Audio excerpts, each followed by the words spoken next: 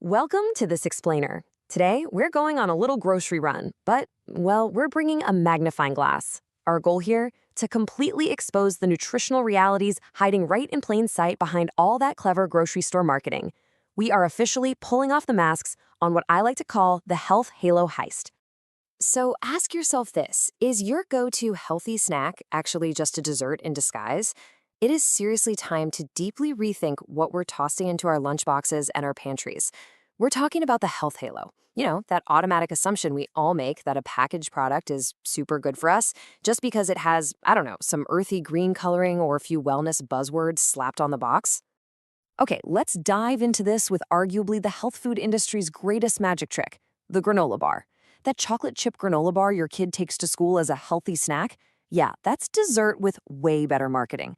Think about it. Manufacturers take perfectly fine oats and literally glue them together with 20 to 30 grams of sugar, corn syrup, or honey. A genuine granola bar should be loose, crumbly, and frankly, not that sweet. But those ones that hold together in a perfect, chewy rectangle, they've been engineered to taste and behave exactly like a candy bar. Category 1, the secret sugar trap. Trojan horses hiding in your pantry. Let's get right into it. Now, check out this massive number. 26 grams. Look, plain yogurt is a legitimately healthy food, right? It's packed with protein, calcium, and probiotics, but the food industry took that stellar reputation and totally used it to sell you a sugar rush. A small container of strawberry-flavored yogurt from a major brand can pack up to 26 grams of sugar. To put that into perspective, that is remarkably close to what you'd get in a hefty scoop of Full-Mon ice cream. And that fruit at the bottom? Come on, it's mostly just fruit-flavored sugar syrup. Oh, and then there's the sweetener aisle. Agave syrup is heavily marketed as this perfectly healthy natural alternative to sugar because it boasts a low glycemic index. But here's the reality check. Agave is extraordinarily high in fructose, typically like 70 to 90%. The only reason it doesn't spike your blood glucose instantly is because it bypasses the normal glucose pathway completely and goes directly to your liver to be processed. So that whole low glycemic index thing, it's really just a marketing trick hiding a different and potentially much worse metabolic pathway for your long-term liver health. Now, let's compare an acai bowl to a Big Mac. Acai itself is genuinely nutritious for sure, but the bowl built around it is an absolute caloric disaster. You start with a sweetened base, dump on some sugary granola, bananas, honey, maybe some extra fruit, and suddenly your $15 status food, you know, the one you eat surrounded by exposed brick and cute plant hangers, can easily hit 800 calories. That is significantly more calorically dense than a fast food burger. No way around it. And speaking of blended fruits, brace yourself for this number, 80 grams. That is the amount of sugar you can easily find in a medium commercial smoothie, or honestly, even a well-intentioned homemade fruit blend. You might be thinking, hey, 3 bananas, some mango, orange juice, and a handful of berries sounds super nutritious. But if you actually run those numbers through a calculator, you are drinking a massive payload of sugar all at once. It really just boils down to this. That is not a health drink. That is a fast food meal in liquid form. See, when you eat a whole apple, the natural fiber acts like a net, naturally slowing down the sugar absorption in your body. But blending or juicing completely pulverizes that vital fiber matrix. Without that fiber, liquid fruit behaves almost identically to soda in your bloodstream, causing your blood sugar to spike super fast and crash incredibly hard. Category 2. The fat-free fallacy, the 90s trend that absolutely ruined our food. I'll walk you through exactly how this industry-wide chain reaction worked back in the day. Step 1, they removed the fat from products. Step 2, without the fat, they completely lost all the natural flavor and texture, leaving just this gaping void of blandness. So step 3, to make the food remotely palatable again, they just pumped it completely full of sugar and sodium.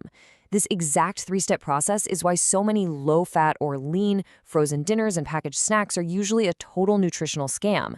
Fat is flavor, you guys. Without it, you're usually just eating processed sugar and salt. Let's see how this translates into our everyday meals, like a simple salad. A light dressing removes the natural fat, sure, but it replaces it with sugar and corn syrup. But here is the real kicker. The fat in dressing actually helps your body absorb the fat-soluble vitamins from the vegetables underneath. Plus, let's be real for a second, absolutely nobody uses just the tiny 2 tablespoon serving size listed on the bottle. Instead of pouring a sugar and soy oil delivery system all over your healthy greens, just take 90 seconds to make a simple homemade vinaigrette with real olive oil, vinegar, salt, and pepper. It's a game changer. Another classic victim of the whole fat-free era is butter. The low-fat darling, margarine, is essentially just a chemistry experiment. It's built entirely on hydrogenated oils and complex chemical reactions. Natural butter, on the other hand, is just churned cream and butterfat. As we've learned more about how our bodies actually process food, it's become abundantly clear that natural, simple butter is fundamentally a way better, cleaner choice than highly processed synthetic spreads. And before we move on from the fat-free fallacy, we absolutely have to dismantle the incredibly depressing egg white omelet trend. Yes, okay, egg whites have fewer calories, but if you throw away the yolk, you are literally throwing away the very best part of the egg. The yolk is packed with healthy fats that promote brain health and can actually decrease the risk of heart disease. Furthermore, the dietary cholesterol in eggs actively helps regulate and can even lower the bad cholesterol in your bloodstream. Just eat the whole egg. Your brain and your body will thank you. Category 3. The fiber strippers. Taking out the good stuff. This comparison between a whole apple and a glass of apple juice is a perfect example of fiber stripping. A whole, fresh apple contains a vital fiber matrix.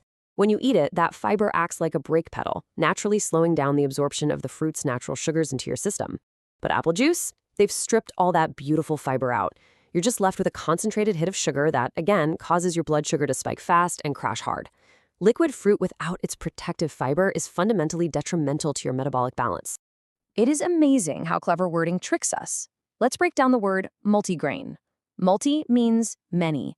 Grain means grain. You'll notice neither of those words means whole. Often, multigrain bread is legally made from highly refined, enriched white flour that has simply been dyed brown with molasses or caramel coloring. Seriously, food companies do this purely because our brains automatically associate the color brown with health.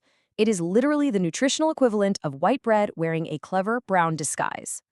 And this brilliantly illustrates another sneaky trick of the trade: dehydration. Look at fresh grapes versus raisins. Fresh fruit is 80 to 90% water. A cup of fresh grapes gives you a really substantial filling portion with about 15 grams of sugar. But a cup of raisins, that's the exact same fruit with all the water completely stripped out, leaving a highly concentrated 100 grams of sugar. The problem here is portion confusion.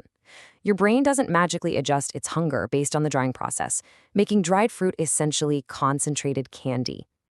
Oh, here's another one that gets us all: veggie chips. The word vegetable in veggie chips is doing some enormous heavy lifting. Mainstream veggie chips are mostly just potato starch and cornmeal, with a tiny little dusting of vegetable powder added just for color and branding. They have a nearly identical nutritional profile to regular potato chips. Same calories, same fat. You are literally just paying extra for the marketing. If you want vegetables, eat vegetables. If you want chips, just eat the potato chips and honestly enjoy them. And we absolutely have to talk about the gluten-free illusion. Slapping a trendy buzzword on a label definitely does not negate the massive amounts of fat, salt, and refined carbohydrates hiding inside. Just remember this: French fries are gluten-free. Ice cream is gluten-free. Most regular potato chips are gluten-free. Unless you have a specific medical need to avoid gluten, a gluten-free cookie is still just a cookie. It's not a health food. Category 4. Back to food basics. Return to genuine whole foods. So let's rapidly fire through some of these unprocessed champions. Eggs provide incredible protein and healthy fats for strong muscles and sharp brains. Apples give you essential vitamins alongside that crucial fiber for digestion. We touched on it earlier, but plain Greek yogurt is a massive win. It's super high in protein, natural fats, and probiotics. And hey, if you want it sweet, just add your own fresh fruit. It'll keep you full for hours. And finally, nuts offer fantastic healthy fats for sustained, crash-free energy all day long. So what does this all mean? The core philosophy of this entire explainer really comes down to this one fundamental rule: whole food is different from concentrated food. We just have to stop falling for the food industry's beautifully engineered concentrations of sugar, processed starches, and stripped-down grains. When food is kept in its whole natural matrix, your body knows exactly what to do with it. So, I want to leave you with this thought. What healthy food are you cutting from your grocery list today? I challenge you to apply this new analytical framework to your very next grocery run. Look past the earthy packaging, totally ignore the wellness buzzwords, and find the real food. Thanks for joining me on this explainer. Stay focused, stay curious, and happy healthy shopping.